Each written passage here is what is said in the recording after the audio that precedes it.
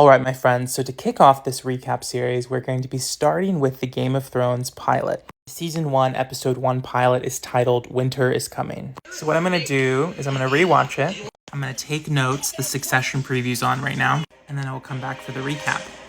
Are you ready?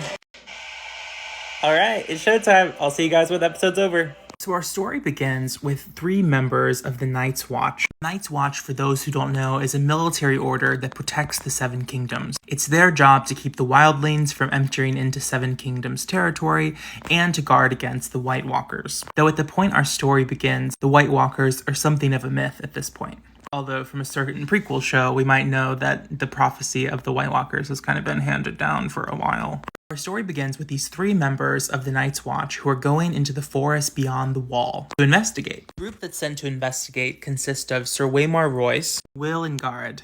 Jared? Now, Will stumbles upon a horrifying sight, which he believes is evidence of the potential of White Walkers. But when he tells Sir Waymar Royce and his other members of the Night Watch, they're like, this is just the wildlings being savages. Like, we have a mission. We're just here to scout the wildlings. Let's focus. So even though Sir Waymar doesn't really believe what Will's saying, he decides to go to the place where Will says he's seen the remains that are caused by these White Walkers. But when they get there, the snowy field is completely empty.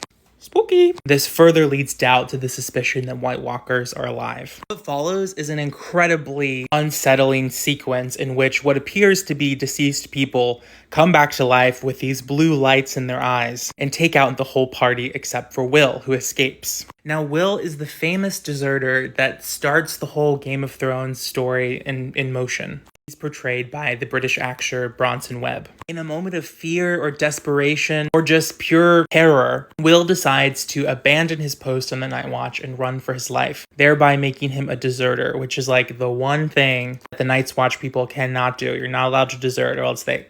Following this fantastic cold open to the series, we're then gifted with the amazing Game of Thrones title sequence, which is composed by Ramin Djawadi, who does so much of the music for the series. Also, since I'm watching it in Spanish, every time the title sequence airs, it goes, El Juego de Tronos, which is just fun. Following the title sequence, which has so many fun Easter eggs and maps and clues about the plot of this show, we're then introduced to the Stark family in Winterfell. Now, one thing that's really cool about the books and the show is that there are really detailed maps so you can get a sense of how this world is spatially laid out. N.K. Jemisin, in her masterclass lecture about world building, talks about how important it is to obey the laws of physics when world building, which I feel like this story really does. We're moving a little bit north. We see the north here. There it is, Winterfell. All right, I'm going to have to do a part 2. See you in part 2.